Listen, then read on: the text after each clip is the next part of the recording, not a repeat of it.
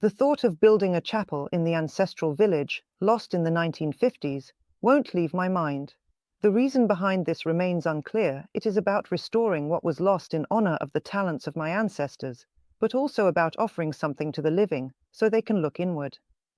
I work with old architecture, and in old churches, I see and feel not the religious, but the grand, worldly, and human aspects.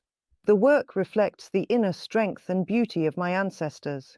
A chapel is not needed here, but I am torn between thoughts of debaptism and the interests in my ancestors' historical past, which is tied to Christianity.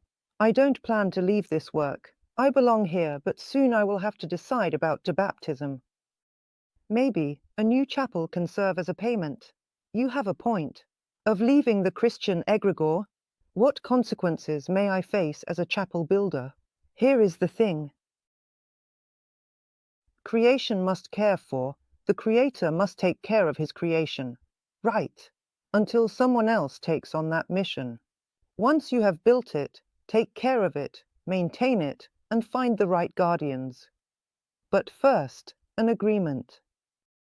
If you've decided to leave this system, perhaps the reason you're being pulled is because a sign has been sent to you, and as a price for leaving, you are being asked to do precisely this. That's why you feel this pull. It's simply that you are a professional, and what you're being asked to do is something you're skilled in. Sometimes, there are people who leave and ask, "What now?" They are asked for something different. What are you good at? What do you have in abundance, so to speak? Do you have extra money, a spare coin in your pocket?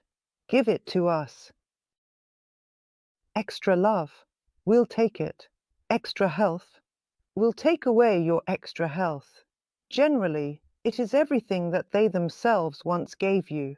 Perhaps your talent, your ability, or your skill was once given to you by this system, or at least they participated in it. And now they're asking for a fair repayment. That's it.